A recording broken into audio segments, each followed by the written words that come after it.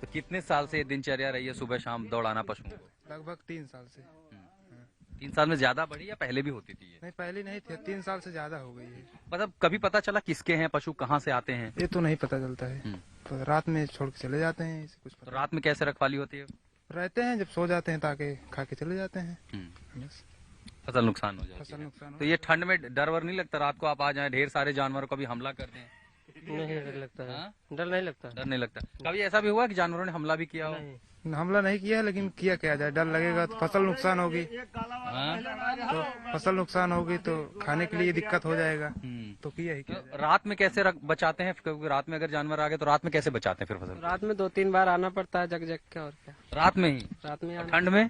ठंड में भी आते हैं कभी बीच बीच में। तो सवाल ये है कि जब गौशाला है तो फिर आवारा जानवर वहाँ होने की बजाय खेतों पर और सड़कों पर, यहाँ तक कि नेशनल हाईवे पर घूमते कैसे नजर आते हैं? इसमें गांव वालों का दावा है कि गौशाला वाले गायों को बाहर छोड़ देते हैं, जबकि गौशाला चलाने वाले इससे इनकार करते हैं। जिनको दौड़ा रहे थे उनके कान पे टैग लगा हुआ? वो कह रहे हैं इनके भी कान पर टैग है। नहीं, जो बाहर दौड़ रहे हैं उनके कान पे टैग नहीं लगा होगा, नहीं लगा होगा, आपने ध्यान नहीं दिया, दो पे हैं ध्यान नहीं दिया होगा। लगा भी होगा सर, वो सब हमारे यहाँ जो है हमारे रजिस्टर में जो है वो हमारे पास है, जो हमारे अच्छा, पास। मुझे बताइए यहाँ पर अगर आपके पास यहाँ जानवर थे जो खेतों में खत्म कर रहे हैं फसल को, ये कहाँ से आ रहे हैं? अभी आ रहे हैं सब, तो ये जो है ग्रामीण अंचल के द्वारा छोड़े जा रहे हैं। गाँव वाले छोड़ देते हैं? गाँव वाले ऐसे छोड़ देते हैं, पहुँचाने कोई लाता नहीं। नहीं तो उनके अपने जानवर हैं, छोड़ देते हैं? हाँ, वो अपना ही बराबर रहता कराई है। जाती है हमारे द्वारा। अगर यहाँ पशु आते हैं, हम किसी को अवमानना नहीं करते। नहीं भाई साहब से पूछिए, भी एक दिन हम 15 ठो कराए थे, एक नहीं 15 ठो कराए थे। अगर हमारे पास आते हैं, तत्काल उनको एंट्री यहाँ करा के तुरंत टैग करवाते हैं, हमारे रजिस्टर पे आ जाते तो ये आवारा पशुओं की संख्या इतनी क्यों बढ़ी है यहाँ पे? हैं। अब आवारा पशुओं से जो है ग्रामीण अंचल से जब डेली छोड़े जा रहे हैं सर, उनको ले जाके पहुँचाया जाए अगर गौवंश तक, तभी जो है ठीक है। लेकिन वो जब अपने घर पे नहीं रखते? अब अपने घर पे नहीं रखते हैं। क्यों ऐसा? अब सर उसका रीजन तो हम नहीं बता सकते। मतलब कोई वजह होगी? खिला नहीं पाते और जैसे दिक्कत हो जाता है, इसलिए कर जो पाल नहीं पाते वो छोड़ देते हैं? छोड़ देते। तो हर दिन कितने जानवर आपको ऐसे लगभग मिलते हैं या सप्ताह में कितने मिल जाते हैं? 5-7 तो दिख ही जाते हैं कम से कम। तो खेतों को कितना नुकसान हो रहा है इस पूरे इलाके में? बहुत हो रहा है नुकसान। पूर्वी उत्तर प्रदेश के सीमांत जिलों में ये समस्या सबसे ज्यादा भीषण है। पशु जब तक धन होते हैं लोग उन्हें घरों में पालते हैं, लेकिन जब गाय दूध देने लायक नहीं रहती और बैल किसी काम के नहीं रहते तब लोग उन्हें आवारा छोड़ देते हैं।